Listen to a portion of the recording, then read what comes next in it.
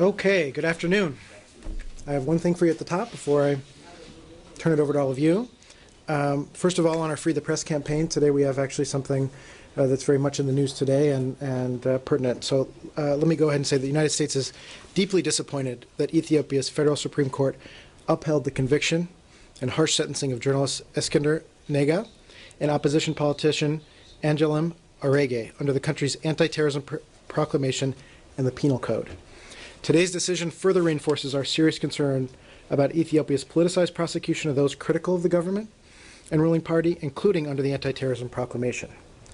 The Universal Declaration of Human Rights states that everyone has a right to freedom of opinion and expression, and that this right includes the freedom to hold opinions without interference and to seek, receive, and impart information and ideas through any media, a universal right that is also enshrined in Ethiopia's constitution. The United States believes that upholding freedoms of expression, association, and other human rights is essential if Ethiopia is to realize its stated goal of being a democratic state. We continue to urge the release of those who have been imprisoned in Ethiopia for exercising their human rights and fundamental freedoms. I have a question on that one. Yep. If you don't mind. Matt, go ahead. Please. No, please, go ahead. You spoke first. I mean, can you point to one instance in any of the cases that you've listed this week where the U.S., where there's been consequences in the relationship for any of these imprisonments? Again, we raise these cases very clearly and very directly. I know you raised them, but Let me finish at least. Some of these cases are with governments where we have a more difficult relationship, some where we have a friendly relationship, and we raise them across the gamut of those relationships in a very clear and direct way. And so we'll continue to do that. And we think it's been important over these last couple of weeks to publicly call out and make very clear our concern about some specific cases. And so we've done so. So Secretary Kerry, in testimony a couple of weeks ago, said that he was going to go to Ethiopia soon. Are your concerns deep enough for him to rethink whether he would go? Well, I don't have any travel dates or countries to announce for potential travel to Africa for the Secretary, but it is somewhere he looks forward to. Africa, the continent, somewhere he looks forward to visiting. In terms of a visit to Ethiopia, we do have a bilateral relationship. We have a number of mutual interests and concerns, and so the relationship continues. But we very clearly and publicly want to state our concerns when we have them. And you know that we've talked about this particular case of Eskinder Nega and a number of times in the past, and we thought it was appropriate to do so again today. Okay, so the answer is no. Your concern isn't strong enough that would stop him from going. We travel and we continue our relationship with countries with whom we have a number of Can I where we have human rights concerns. Go ahead, to Matt. North Korea, another place where I think you have some human rights concerns. We do have human rights concerns there. That's reassuring to know. What can you say about what's your reaction to the sentencing of this American citizen? So we understand that a DPRK court convicted U.S. citizen Kenneth Bay for hostile acts against the DPRK and sentenced him to 15 years of compulsory labor. There is no greater priority for us than the welfare and safety of U.S. citizens abroad, and we urge the DPRK authorities to grant Mr. Bay amnesty and immediate release. On what basis should they grant him amnesty, given that they've convicted him of this? Well, Arshad, part of our concern here, and we've had longstanding concerns about the lack of transparency and due process in the North Korean legal system. So now that Mr. Bay has gone through a legal process, we urge the DPRK to grant him amnesty and immediate release. Do you think he's innocent? We don't know the facts of the case. The Swedish certainly are a protecting power and have had, I believe, in a few opportunities, the chance to meet with Mr. Bay, but there hasn't been transparency in the case. So while some of the facts are limited to our knowledge, we don't know all of the facts. We are concerned that, broadly speaking, about the transparency and due process in North Korea, and we think he should be released. Are you, in the past, there have been occasions where the U.S. government has sent envoys, notably former President Clinton, to North Korea. Are you looking into some kind of such arrangement? I'm not aware one way or another. I know that a couple of former presidents had their spokespeople clarifying that they weren't going, and but the bottom line is this is something you all are aware of the history and how this has happened in the past with U.S. citizens. But what we're calling on for, and we're urging the DPRK authorities to do, is to grant him amnesty and to allow for his immediate release. I mean, it's Full precisely stop. because I know the history that I'm asking the Yep. question whether you think about sending an envoy or not. Regardless of, I'm aware of the quotes from the various presidents' offices, we've run them too. The question is whether you're considering that as a possible means to the end of securing the release of your citizen. Well, right now, what we're doing is urging the DPRK authorities to release him. We'll continue to seek access through our Swedish protecting power. We have ways of communicating with the DPRK if necessary, but right now, we're urging them to release Mr. Bay. And do you regard him as a political pawn, as a kind of a hostage? I mean, again, I don't know if I would characterize the case this way. There is a lack of information. I know, for instance, that the Swedish embassy did not attend the trial, and so part of this is we've tried to receive additional information, and we'd like for him to be released. They were barred from attending the trial? They were not permitted, or they just didn't go? I'm not sure of the circumstances. The information I have here is that they did not attend, but I'm not sure if that was how that went about. When was the last time they had access to it? Last time they had access to him was on April 26th. And before, is it just the mere fact of the conviction that you're now asking for amnesty instead of releasing him on humanitarian grounds, which is what you had said up until today? Right. The change is now that they're saying that it would be 15 years of hard labor, given that they've made that legal determination under their system, with which we've raised our concerns and have issues with their transparency. We'd now like them to provide him amnesty and immediate release. I guess the question is, do you accept the legitimacy of the conviction? Well, again, we've had deep concerns about the transparency and due process across the breadth of the North Korean legal system. Do you understand the charges against Mr. Bay? Do you understand what the charges are actually? I mean, I understand it was hostile acts, but do you know what those consisted of? I mean, again, that's part of the problem is we've had a lack of information here. We've seen some of their official releases, but in terms of getting more information through our Swedish protecting power, we don't have all of the details or facts in this case. When the Swedish embassy officials were able to visit Mr. Bay on April 26, what was his state of health? What was his state, his mental condition?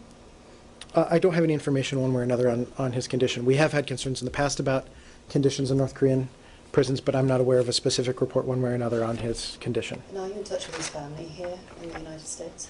In cases like this, our Bureau of Consular Affairs does take the lead in being in touch with family members in the United States. Or overseas if they have further family overseas as well. Is the family here or is it in I'm not aware in this specific case one way or another. Yeah, I kind of think we just, okay, we're still in North Korea? Yeah, one more. Is there any way North Korea asked for the money for release this Mr. Bay? I'm not aware of that, anything to that nature. One more. I've read that President Carter recently sent a letter to Secretary Kerry urging talks with the DPRK and expressing a willingness to travel there if necessary. Is that the case? And if so, do you have a copy of that letter? Well, I know that the Secretary and President Carter stay in touch from time to time. I don't have any details to provide on that specific communication, but they do stay in touch. Elise, go ahead. I think you had to change the topic. Do you have something related? Well, it's human rights in Asia. Okay. That's close enough. A particular country, or are we? China. Okay. It's the case of Mr. Chun Hui. Hold on, Chun Kugwai. Yeah, Kugwai, thank you.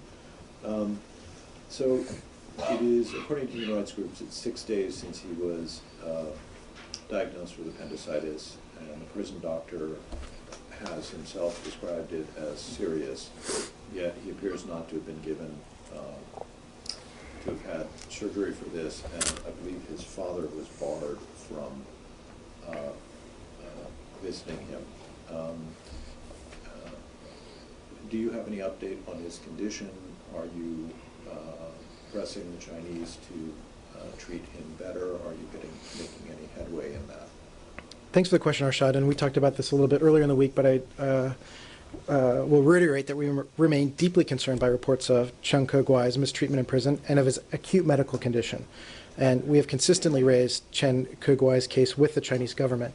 And just to say that when I spoke to the Secretary this morning, he again expressed his concern with the case. You know, when he was on the Hill, he testified about having raised the case with the Chinese, and he intends to do so directly again with Chinese leadership. So the Secretary remains concerned. The U.S. government remains concerned.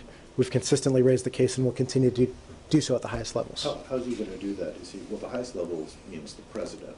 So are you suggesting the president's going to? I'm not suggesting that one way or another who the Secretary is going to reach out to, but he intends to reach out to the Chinese. And is he going to do that by phone or letter or next time he sees them? I believe he's going to do it by phone.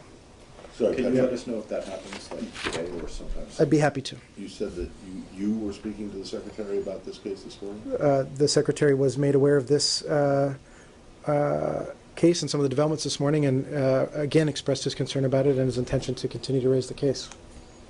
Can I change the subject? Yep. This is about the case that happened last night at the home of a Saudi diplomat, Yep. Saudi military estate. What can you tell us about the State Department's involvement and whether the diplomat has invoked any type of immunities?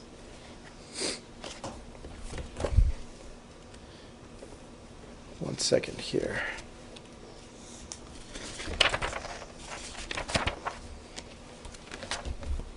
Here we go. Okay.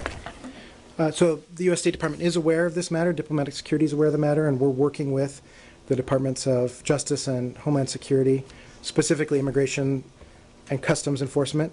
Immigration and Customs Enforcement has the lead on this matter, and so we refer you to them on all the details of this specific case that you referenced. So diplomatic immunity would be a State Department issue. Have there been any immunities? Here's what I can say, broadly speaking, about diplomatic immunity is that the Department honors U.S. treaty obligations with regard to issues of diplomatic or consular immunity. The Department confirms for law enforcement authorities if a foreign mission member is accredited to the United States and any immunity from jurisdiction or arrest that an individual may enjoy as a result of his or her official status. But just to reiterate, under the Vienna Convention on Diplomatic Relations, diplomats are under a duty to respect the laws and regulations of the receiving state. And so that's something that holds true for diplomats here and that we hold true for our people when they're posted overseas. Well, actually, it holds true that when one of your diplomats breaks the law, you generally invoke diplomatic immunity. So would you respect the immunity if it were invoked? Again, this is sort of a hypothetical on the specific case. We have to look at these case by case. But it's also true that in many instances our folks face the legal system back here for issues that have arisen overseas. So it's a case by case basis. You said that the DOJ was working with Homeland Security. Is the DOJ opening up an investigation? I'd have to refer you to them on that for this specific case. A couple things. One, country or governments can, but I don't know the right word for it, but waive diplomatic immunity for certain people. So that wasn't in your little background thing, and I think that's an important thing to note.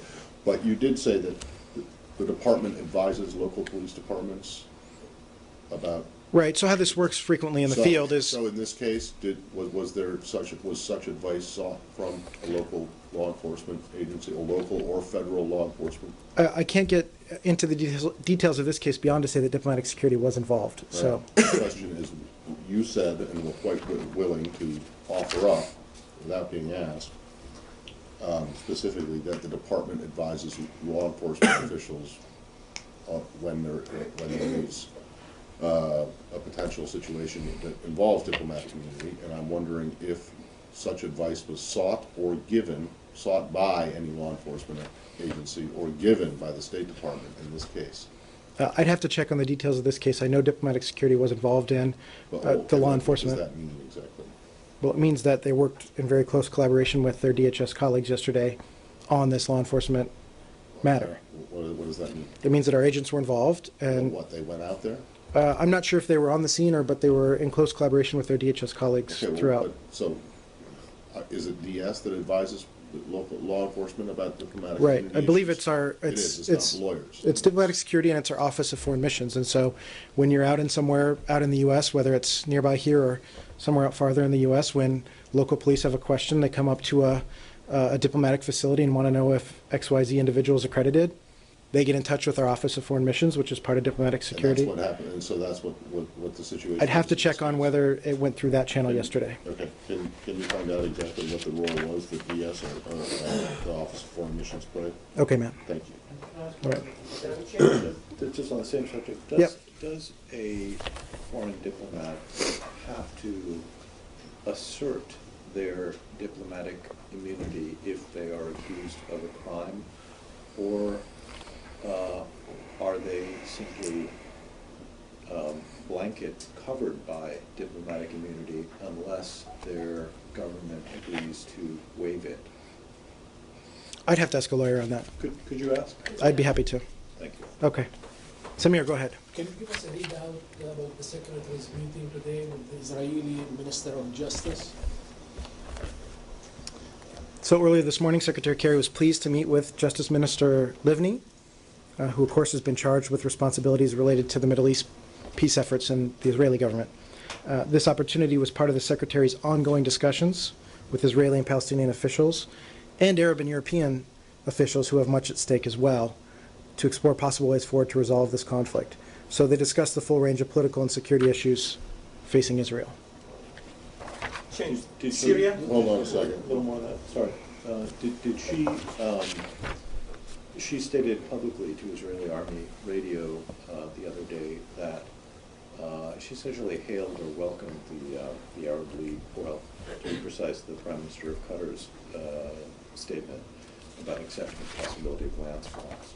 Did she reiterate that view, and did the Secretary come away from this meeting with a sense that he is making progress not just with the Arab states but also with the Israelis toward reviving a peace discussion? Well, the meeting just happened moments ago, and so I haven't had, about an hour ago. 11:30, right? But in terms It was of... a half-hour meeting, right? Right. My understanding is... It's over at noon, right? Right, my understanding is a one-on-one meeting, but in terms Well, of... actually, wasn't Mr. Malco also in the meeting? Let me double-check on the attendees at the meeting. I believe they did get some time to spend one-on-one. But the bottom line here is that the broader issue is that we've seen several positive developments this week. We've seen Minister Livni's remarks in the press, and so we think that there's been several positive developments, and the Secretary is going to continue his discussion going forward.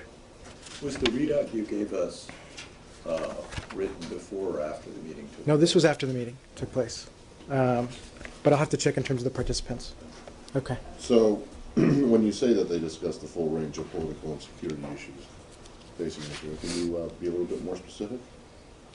I mean, again, they were talking specifically about Middle East peace, but as comes up in all of our meetings. That's a pretty non-specific thing. Were they talking Right. about the Arab-Israeli peace proposal? Were they talking about Israel-Palestinian? Were they talking about both? Were they talking about relations with Turkey? Were they talking about Syria? Were they talking about problems in Egypt, the Sinai? Were they talking about... Right. It was primarily on the Middle East peace process and the relationship with the Palestinians, as well as the Arab peace initiative. But in terms of the broader security situation of Israel, that was on the agenda for the meeting. Go ahead. Yeah. The question is about Japan's constitution. As we know, Japan's Prime Minister Shinzo Abe has made no secret that he's going to revise the Article 96 of Japan's constitution. As we know, the constitution, Japan's constitution, was drafted by the United States after World War II. So in your opinion, does that suggest Japan is not satisfied with the rules set during that time? And does the U.S. support this action? Well, I really refer to the Japanese for anything about their constitution, but we have a deep and long-standing alliance with Japan, a relationship that's based on shared values and mutual trust. And so that's going to be true going forward, and I really refer to the Japanese. Do you support the revising of the constitution this time? That's a matter for the Japanese internally to look at. And some critics believe that actually this is Abe's first step towards changing the Article 9, which will help the Japanese government to formalize a military. Also recently, Japanese Prime Minister Abe has made some comments saying that the definition of aggression is not firmly determined yet. Is the United States concerned about these developments? Again, I really refer you to the Japanese for information on any of their internal issues. You've heard the President, you've heard the Secretary talk about our cornerstone alliance with the Japanese and how important it is, and so that's true going forward. Syria? Go ahead. It has been about 5-6 weeks that the UN chemical weapon team, investigation team, I believe they have been on Cyprus. What is the update? Do you have any update on the team, what they're waiting for there? And the numbers, there are different reports about their numbers. Sorry, would you repeat the first part of your question again? UN team. The UN team, here visiting. Okay, Yes. thanks. Are you comfortable answering for the UN? No, I'm not going to speak for the UN, but I'll speak here for the State Department and just say that Are there any U.S. members of this team that you can speak about? No. no, there are no U.S. members to this They team. met some people. Let me give the readout here. We do have some UN folks who are here today. Mr. Selstrom here visited the U.S. State Department today, consistent with our longstanding willingness to provide appropriate information, expertise, and resources as requested to support the UN's investigation into any and all credible allegations of chemical weapons use. So he was here in the building today, meeting with a variety of offices and around town in Washington. Who did he meet at the State Department? I don't have a list of the offices, but Can you get that? I mean, I think we've been asking those for like 48 hours now, and Right. it's not unreasonable for us to want to know who the actual. I understand the interest to know, but we're not going to be reading out each individual office that he meets with. This is part of our desire to provide appropriate information to the UN. We're going to do so in a robust manner. We're going to do so here at the State Department and other places in Washington, but I don't think we're going to provide an office-by-office readout of all the people he met with. You can't even tell us, I mean, I don't know if he met, somebody who works in the cafeteria, or if he met Robert Ford. I mean, it seems reasonable to want to know, did he meet NEA, did he meet INR? This was primarily a working level visit with technical experts, but in a range of different bureaus within the building. And to your knowledge, were other agencies of the U.S. government, did they attend that meeting here at the State Department, or were his meetings just with State Department folks? I'm only aware that he was here in the State Department meeting with State Department folks. I don't know. I'd refer to the UN about the rest of his itinerary here in Washington. But you can You try. can't check, sorry, last one from me on this, but you can't check whether it wasn't an interagency team that he met here? I mean, if you're hosting the meeting, it doesn't seem unreasonable to ask if it's interagency or just state. I'd be happy to look into it. Can you, I just don't understand this reluctance to say what people from what bureaus that he met with. I mean, surely they were relevant to what he does for a living, right? He wasn't here to see, people in ECA, was he? Right. These are folks who People who are experts in the issue of chemical weapons and in experts in the situation in Syria. So these are experts in Why both. is that so hard to say? It's not, and I'm telling you that. I'm not going to provide necessarily a No one's asking you rundown. for a specific readout of Well, each and every meeting. I'm- No, all he asked for was Right. what bureau they were in. They're meeting with both technical and regional experts that follow this issue to provide our expertise and information. So is this second mission being worked out, or the one that has been authorized about 6-7 weeks ago? Just one other thing to say about this, and this is that Dr. Selstrom, he's been gathering this information. He's coming here to Washington. He's been in other capitals, too, so he's been traveling and meeting with key countries. And so in terms of the UN's movement to try to get into Syria, our position is the same. We want them to have access. The Syrian government, if they've got nothing to hide, should allow their entrance into the country, but I understand that hasn't happened yet. They continue to be ready to deploy, but I refer to the UN for more details. How are conversations with Russians on this issue? Have they been helpful, or how are conversations going with them? Again, our conversations are ongoing with the Russians, but I don't have anything new to characterize today. Go The ahead. Syrian ambassador Bashar Jafari to the UN, he said that they will not let this fact-finding mission to go and to see what's happening in all Syrian villages, but only to check what happened in Khan al-Assad. So they did not give the green light to this mission. So, And they need to give the green light if they've got nothing to hide. If they've got nothing to hide, there should be no problem allowing these inspectors to have access. Okay, one more question, please. One of the Free Syrian Army today said that they received the non-lethal weapons from the United States and some aids, but they said that it's a small amount and they are expecting some more, and they want some arms that they can change strategically the situation in Syria. So when are you going to provide the full aid to the Syrian army? Well, this is non-lethal assistance. I think what you're referring to is part of our efforts to assist the Syrian opposition, including the SMC. 2 days ago, on April 30th, we had the first shipment of medical kits and MREs directly to the SMC. More than 500 medical kits and 46,000 MREs were delivered. This is the first of a series of deliveries, and you know that we're on an upward trajectory in terms of our assistance to the Syrian people and to the Syrian opposition and SMC specifically. Upwards of $250 million of non-lethal assistance. In terms of any decisions about new announcements about things beyond non-lethal assistance, I have nothing for you. We've said No, that. not the other assistance, the same, but they said that they did not get the whole weapons or the whole assistance that you promised they're going to deliver. So Well, it's all non-lethal assistance, but to break this down for you, we had an earlier announcement that was about specifically MREs and medical kits, and now we're expanding the range of non-lethal items Patrick, and he's doing talking so about- in he's talking consultation. about the MREs and the medical kits, and I think that you'll find, Well- at least 2 days ago, it was in the guidance that there is another tranche, another shipment. Which I that's just going said. Next week, Which I- and then there's gonna be about Right. 4. Thanks, Matt. Which I just said. The distinction here is the type of. That's the question he was asking. It's part of the question, but it's also so that I can. Right. He said There's no weapons. such thing as a Non-lethal, non-lethal I mean, weapon. non-lethal. So what I'm trying to clarify is, what I'm trying to clarify for you all is that there's non-lethal assistance here. It has started with the delivery of MREs and medical kits, but our non-lethal assistance is expanding into other items, which we're continuing to work with the Syrians on in terms of collaborating on what is most useful to them. Okay, Scott, you've been patient? On Nigeria? Yep. You took a... Can I follow up with Syria? Can we finish Syria first? Okay. Secretary Kerry is going to Moscow, I believe, in a few days. What can you tell us? What's your expectation? Ilhan, we had a whole discussion of this yesterday. I refer to the transcript from yesterday. Scott, go ahead. On Nigeria, you took a question yesterday on Yep. violence in the village of Baga. Yep.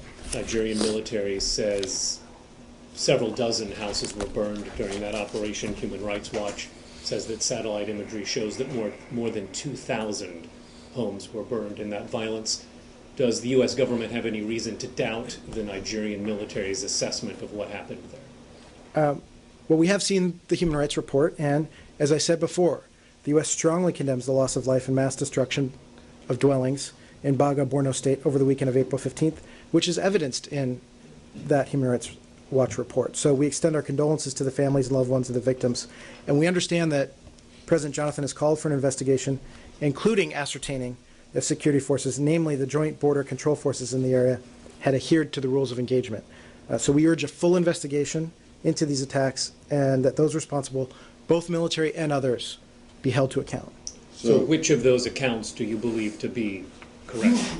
Again, we have the Human Rights Watch study, the Human Rights Watch report. We're studying it.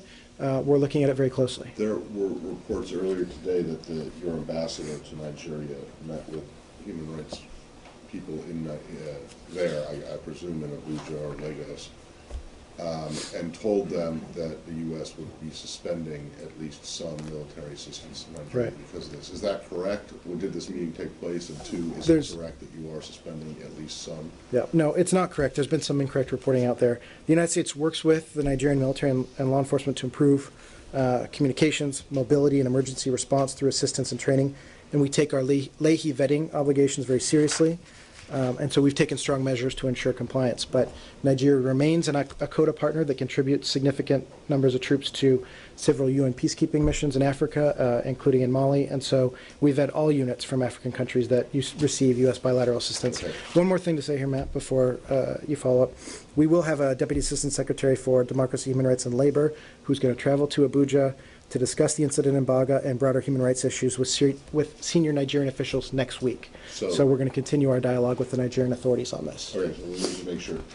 You have decided that the Leahy Amendment does not apply in this case, or you are waiting for their investigation? No, I'm saying we continue with our assistance, but we do so in a way that is very careful to make sure we're doing our Leahy vetting requirements. This incident. Right, this is not a specific... Okay, so the reports that the ambassador said that there was going to be a suspension of at least some aid are flat wrong. My understanding is a misreporting. Is that being considered? I mean, again, we have a Deputy Assistant Secretary for DRO who's going to go out there, continue to have this dialogue with the Nigerian government. In light of this incident, are you considering or are you reviewing whether or not this assistance is in compliance with the Leahy Amendment? Well, the assistance in terms of Leahy is in terms of specific vetting of individual units. That's the main requirement, and so we continue to do that vetting to make sure that our assistance doesn't go to units or officers that are involved in human rights abuses. There are no units that have done anything that would require you to cut off assistance to them. That's correct. Okay. And then, is it correct that there was a meeting? This meeting happened? You know, I'm not aware one way or another if the ambassador had the specific meeting. I am aware and was told very clearly that from our folks on the ground that the reporting of this was mischaracterized. Okay? Go ahead. Go ahead. Yep. Local media in Egypt are reporting that the U.S. military attaché in Cairo and his family were involved in a serious car accident. Do you have anything on that? Thanks, Catherine. We can confirm that a vehicle privately owned by U.S. Embassy personnel was involved in an accident today in Cairo. We were saddened to learn of the death of another driver. All Embassy personnel are okay, and the RSO and Egyptian authorities will conduct their investigation. So we're not going to get into further details until those investigations have been conducted. The driver who was killed was an Egyptian citizen? My understanding it was a local person. I don't know the nationality, but not in the vehicle of the U.S. Embassy employee. Okay, in the back? Just a question on Benghazi. Since the Office of the Legal Advisor issued the letter with the roadmap for private counsel representing whistleblowers to seek security clearances, has anyone applied for the security clearances? Yes, you know, we've had an individual who's been out there on TV making some unfounded and patently false accusations in previous days that she or her partner had contacted the State Department, which they hadn't. This person suggested on TV that they had been processed for a clearance, but had not been processed for a clearance before she ever had even requested one. And so we repeatedly have this person saying that they had a whistleblower who's been held back from telling their story, and we're not aware of this individual or anyone who's asking to tell their story. My understanding is that since these developments overnight, this person has been in contact with us and is now going through the procedures to get a security clearance. But this individual was on TV repeatedly saying that they were being held back from getting a security clearance before they'd even picked up the phone to call us. Is that, this person is the lawyer? This is Victoria Tonsing. Right, okay. Yep. Are you aware of any State Department employees who have contacted the legal advisor or anyone else saying that they would like to have a lawyer get cleared so that they could? No, but we're now aware of Ms. Tensing. Well, and you were aware of that because she was on TV, right? And now she's been in touch with us directly to go about the normal procedure. You're saying that she was just she was lying. Well, I'm saying she was making false statements so that were unfounded, that we were... Making false statements is lying, isn't it? We think that right? False statements are lying, Matt. And so we had somebody who was on national television saying that we were blocking them from getting a security clearance. That's appropriate which was not behavior true. for an officer of the court? I am not an officer of the court myself, and so, but again, we think that it was unfounded to go on TV and say, I'm not getting a security clearance, I'm being blocked, when she hadn't picked up the phone and even called us. Do you know who she's representing now? We do not. So you still have no idea of this person who says that they need private security clearance? And she contacted you today? This was yesterday.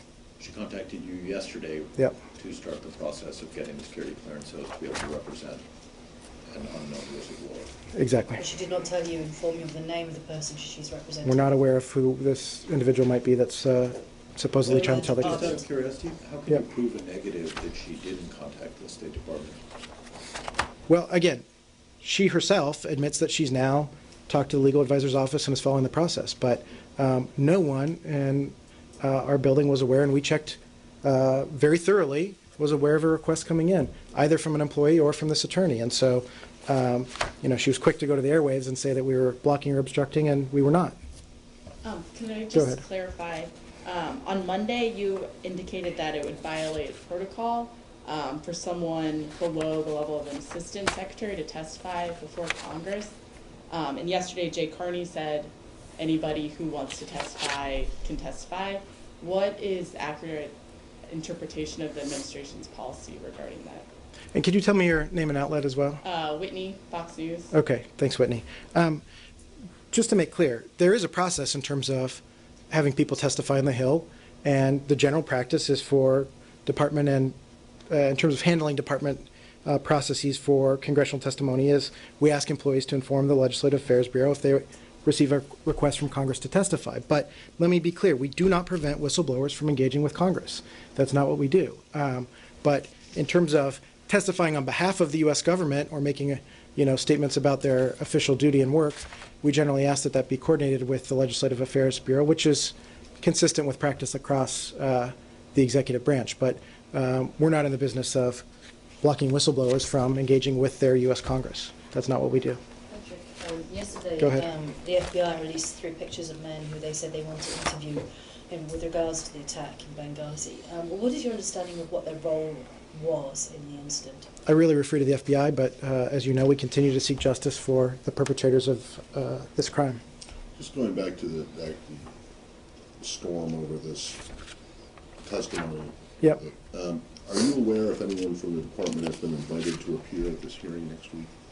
I mean, other than if any official to let me stress represent this. the administration, Right. not a whistleblower type? Yep, let me stress this. The committee has not contacted our department directly with a request that any State Department employee appear at next week's hearing, and we have not heard directly from any current State Department employee who wishes to come forward and testify at next week's hearing. But you don't necessarily need to. I mean, they can go forward and do it on their own without telling you, right? I can't speak to communication between the Hill and an employee directly, but in terms of Right. them coming to us directly, that hasn't happened. Right, okay. Well, do you think it would be appropriate for the committee to invite someone from the State Department to be at the hearing, to testify, to present the... That's their prerogative to make invitations. Well, I understand that, but do you think it would be appropriate if they're gonna have I a mean, hearing at which... Part of the problem is cooperation has to go both ways, and so we don't have a lot of information about what this is about. So it's hard for us to say one way or another, given that we don't, you hear this mysterious thing about there's going to be testimony of someone, we don't know who they are. So we need more information to assess that. And let me reiterate again what the Secretary said earlier this week, which is that we've got to demythologize this, we've got to depoliticize this. He's appointed as Chief of Staff to be a liaison directly with the Hill, and so we're open to having a process where we can look at some of these new requests and do so directly with the Hill. The Secretary said he was open to that, but that's how we'll deal with new or outstanding requests for information. But you have not gotten any, that you're aware. Have you gotten any more, you've gotten any new, specifically related to this hearing next week? Have you gotten more requests for information? As of 30 minutes ago, when I came down, I wasn't aware of any, and I checked right before coming down. And no one from the committee has been in touch with David Wade? I mean, communication between the Hill and the Secretary's Chief of Staff continues. Congressional correspondence continues. But in terms of this specific hearing, no, we haven't been in contact. Nobody in the How department. would you characterize that? I mean, again, I said we really need information to go both ways, and we're willing to cooperate and have a cooperative attitude with the Hill, but that's got to go both ways. Turkey. Okay, go ahead, Ilhan. Turkey became officially dialogue partner of the Shanghai Cooperation Organization last week. I believe it's the first time NATO member becomes the partner. Do you have any reaction to that? How Well, do you... Turkey is a valued ally and strategic partner. But in terms of this, move to be involved in another multilateral organization, really refer to Turkey. So you don't have any issue with this? I mean, we're a member of a number of different multilateral organizations. Turkey can be a member of different organizations if they want to be, yeah. One last question, go ahead. Member, Okay. according to AFP report, the President Thein Sein is planning to come to Washington. Could you confirm that, or do you have any information on that? I don't have anything to confirm today. I know that our engagement continues with the Burmese as they go through their transition, and when we have something more to announce, we'll let you know. And just to flag that we will have a call here in just a little bit on some issues related to Burma, so stay tuned for that. Catherine, go ahead. I know we talked about Gitmo a little bit earlier this week. Yep. I don't know if this was addressed. On April 25th, Senator Dianne Feinstein sent a letter to Secretary Kerry and others urging the administration to review the status of the 86 detainees who were previously cleared for transfer. Do you know if the Secretary has received this? Has he responded? What was his response? Could we get a copy of his response? I'd have to look into the specific congressional and into that letter and see if it's been received. But you know what we've heard earlier in the week, that the administration remains committed to the closure of Guantanamo, and here in this building, we remain actively focused on pursuing transfer options for detainees approved for transfer by consensus decisions of the departments and agencies involved. And just to say, as you know, I think you've heard the White House talk a little bit earlier, there are looking at some options, including potentially a new senior level person here at this building. I don't have any decision to announce at this time, but that's something that is being looked at actively. Do you think Dan Fried's office will be reopened with someone replacing him? Is that what they're looking at specifically, or would it just be a new Well, we're looking, envoy? Or the White House said earlier this week that they're looking to fully implement the periodic review board process, and we acknowledge that it hasn't moved forward fast enough, and one of the options being looked at is to, in terms of the State Department, is potentially a senior level person, but I don't have anything to announce do you have today. a timeline for that decision, when that is expected to be made, or when? I don't, I really refer to the White House. I thought there were senior level people working on this. This is what you've been telling us for the last 3 weeks, and I keep asking what are they doing? Why are they wasting their time on this, which is they can't accomplish anything? You said repeatedly that senior people in the legal... What I said is we have a staff of people who are professionals who continue to focus on this. We facilitated some 71 detainee transfers from 28 different countries. And even since this certification of these new requirements... Let me finish, Matt. Let me finish. But I'm not asking about that. I'm just asking why the administration, or I guess I could ask the White House, why they think the appointment of a senior level person is going to make any difference when this building has been saying for weeks that senior level people are working on it. No, what I'm saying is we continue our work in terms of interaction with foreign governments, and if the interagency process is moving forward and the White House deems it appropriate, there could be a senior level point person, but I don't have anything to announce today. Matt, you said you had a couple other things? Well, yeah, just briefly, I wanted to know if there's any update on the situation in terms of your dealing with the government of Venezuela, President Maduro. We went on at length about this yesterday. I'm just wondering if there's any, you have any changes or clarifications that you want to make? Matt, I just want to make it clear that what's really important, and this is important for the Venezuelan people, is that the 7 million people who voted for the other candidate have their issues and their concerns resolved. And so in terms of working with the Venezuelan people have to have confidence in their institutions and the results of these elections. And so that's something we've been very concerned about. And we're continuing to push for this process to go forward. But in terms of this is something that's got to be resolved through the Venezuelan institutions, and it's for the Venezuelan people to decide. Because shortly after you said what you said yesterday, which was in essence that you were dealing with this government as if it was the legitimately democratically elected, or this president as the legitimately democratically elected, the opposition came out and said that they're going to go ahead and continue to demand a full recount. Well, and they should continue to go ahead and demand the full recount, and that's something that we've consistently said should go forward. In terms of your parsing a hypothetical to me, are you if they were as the legitimate? I mean, my only it's not a Matt. No. I mean, there's a hypothetical in there, but let me clarify. Let me clarify, Matt. Well, I defy you to tell me what the hypothetical is in that question. As if they were.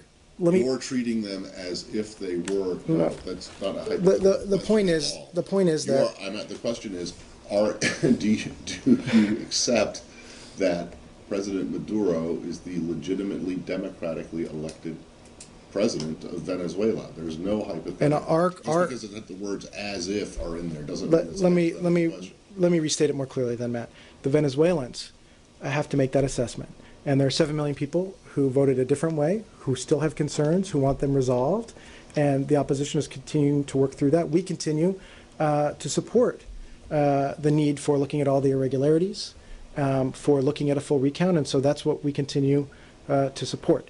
In terms of the day-to-day bilateral relationship, yes, we do continue to have our embassy there and have, quote-unquote, a bilateral relationship, but this isn't about recognition. It's the Venezuelan people who have to decide about the legitimacy of their leaders. All right, and then my last one was related, nearby, Bolivia. Yes. Did you get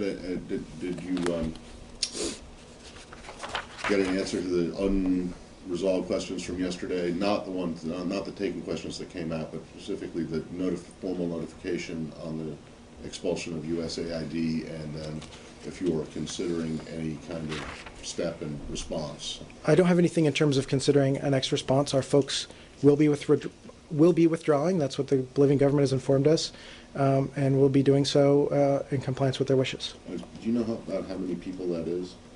I don't have the exact number here. We put out the taken question and a USAID fact sheet yesterday on the dollar amount. I'm not sure if I had the number of personnel, but there are a number of personnel. I'll see if I can get some clarity on that. Joe, one more? Yes, I've got one on Bangladesh. Yep. The Bangladesh War Crimes Court today indicted a US citizen on charges of murder, kidnap and torture of some 18 academics and journalists in 1971. His name is Ashraf Usman Khan. He's believed to be in New York. I wondered if you were aware of the case. Have you had any contact with the authorities in Dhaka? I'm not aware of the case. Let me take the question and get back to you. Okay, thank you. Sorry, Oh, go ahead, Dana. do you have any response to the new USAID Fuse report that came out that estimates 260,000 Somalis were killed, half under the age of 5 in the famine?